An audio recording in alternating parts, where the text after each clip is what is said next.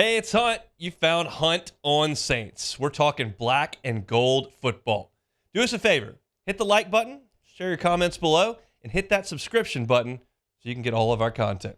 Enjoy. Last night, and that's where we'll start, Saints and Chiefs Monday Night Football. First of all, fantastic evening over at ESPN Bet in LeBears. We had a great time, great crew there. Congrats to our winners. Got a pretty good setup there last night. Got all the Bud Light we could handle, and you needed some to get through that Saints effort on Monday Night Football. So shout out to the folks at ESPN Bet and Mockler for having us out there last night. But look, Chiefs 26, Saints 13. That's the final score. And yes, unequivocally, the Saints were hanging around entering the fourth quarter. You looked up entering the fourth quarter, and it's 16-7. So you're in the game. But make no mistake, as we look at this game in totality, the Saints got their butts kicked last night. There's no other way to say it. The Saints lost the game by 2 scores. The Saints got out first down 2-1, 28-14. The Saints lost time of possession, which isn't everything, but it meaningful in a game like last night where one team's completely dictating the action. It was 40 minutes to 20 minutes. That's double. You look at total yards, it was more than double in favor of the Chiefs, 460 to 220. The only saving grace for New Orleans was that they did stiffen a little bit in the red zone, and Kansas City was forced to kick a bunch of field goals. And then, of course, you got the one huge turnover on a tipped ball. It was a good play by your defensive back, and then a fortunate bounce that goes right to Colin Saunders, and he's able to take it down the sideline and thwart a Chiefs scoring opportunity. But this game felt more like 40-10 than it did 26-13. If you'd like to pat the Saints on the back for going up to Kansas City and for doing it with a banged-up offensive line and for forcing a lot of field goals and staying in the game into the fourth quarter, there's nothing wrong with that. It's just not where I fall, having watched every snap of this game. I fall on the Saints were clearly outclassed in Kansas City. That's what every statistic says. That's what the scoreboard says. And that is really all that matters in my estimation. The Saints ran 51 plays. The Chiefs ran 80. The Saints were unable to establish the ground game that we thought would be so vital in this game. They ran the ball for 46 yards on 15 carries. They were non-existent in the ground game. That put a lot of onus on Derek Carr, who attempted 28 passes. On his dropbacks, he was pressured on half of them. It was 51% per next-gen stats. So it's exactly what you feared going into this game if you're a Saints fan. You've got to run the ball. You've got to keep Chris Jones at bay. You've got to establish that, keep Patrick Mahomes off the field, and try to win a close game late. Well, what happened was you couldn't establish the run. You were forced to throw it a lot. Patrick Mahomes was on the field a ton, and you look up and Chris Jones did have a big impact on the game in the middle of your offensive front. He was disruptive throughout the game, and it's not going to blow you away from a stat sheet, but if you watch the game, you saw him making plays in the middle and making things uncomfortable for Derek Carr. Kansas City accomplished pretty much everything they set out to do, sans the red zone. The Saints accomplished almost none of what they set out to do outside of keep the game respectable into the fourth quarter.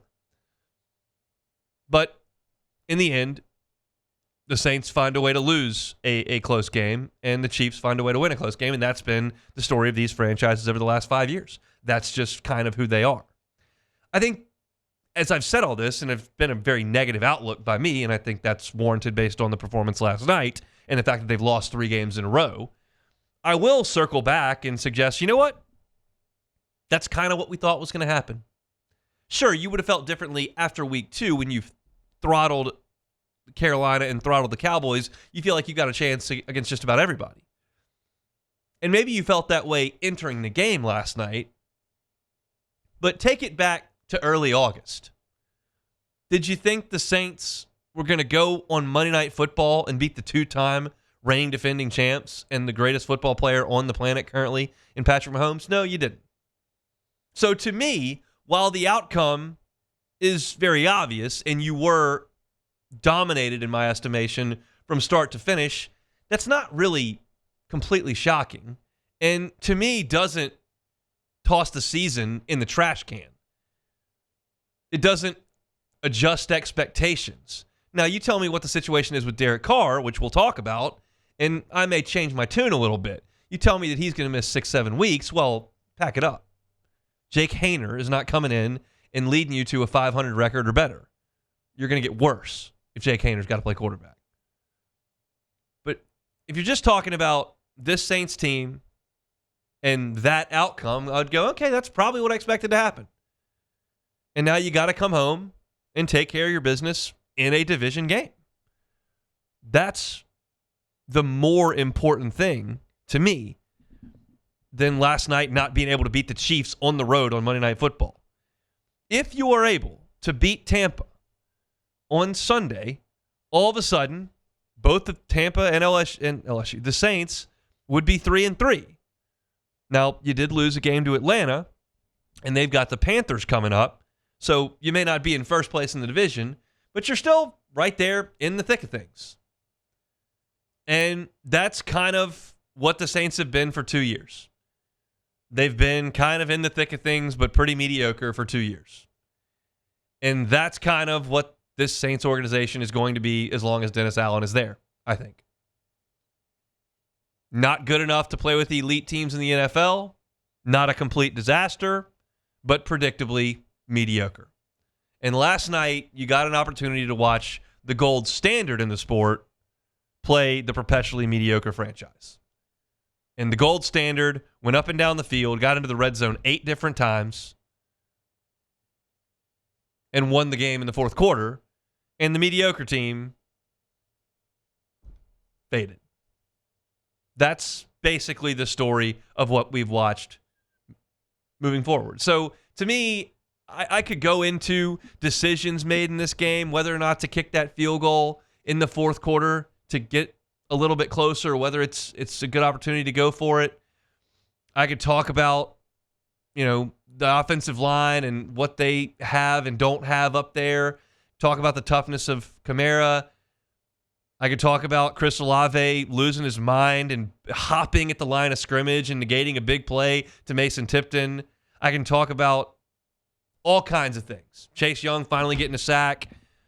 To me, honestly, it's just more big picture.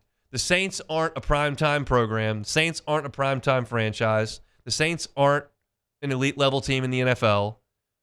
The Chiefs are, and that doesn't mean cancel the rest of the season for the Saints. It means in a division with some flawed teams, you're kind of in the mix. Now, if you go and play a home game against Tampa and you get beat and you lose your fourth in a row and your quarterback is out for an extended period of time, well, then we'll change the discussion next week as we continue to look at big picture stuff.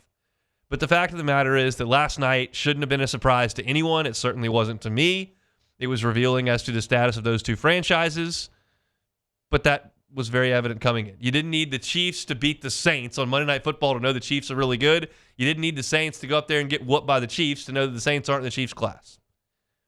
And maybe, just maybe, all of us bought a little bit more after 2 weeks than we should have. Maybe, just maybe, the amount of injuries on the interior offensive line are more than the Saints can overcome.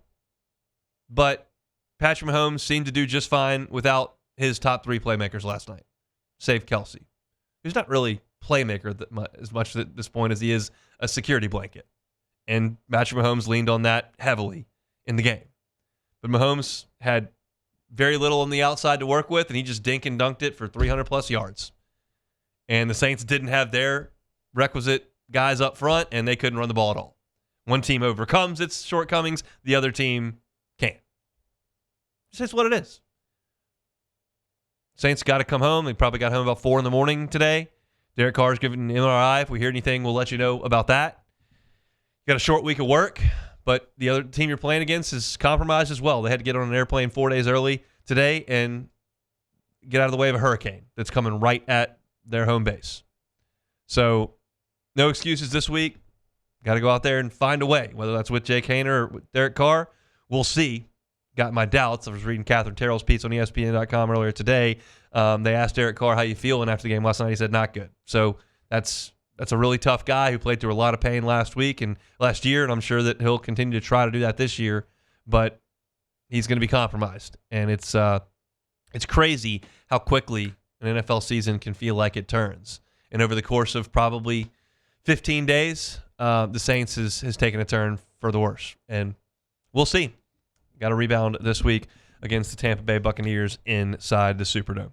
If you're looking for Saints content, you can always find it on YouTube. Hunt on Saints is where we live on YouTube. All Saints all year long. If you don't want to scroll through the podcast, don't want to scroll through the YouTube videos, and just want your Saints content, you can always find it at Hunt on Saints over there on YouTube. Hey, it's Hunt. Thanks for watching Hunt on Saints. Before you leave, help us out a little bit. Hit that like button, leave your comments in the section below, and hit that subscribe button so you get all our content right here from Hunt on Saints. We'll see you next time.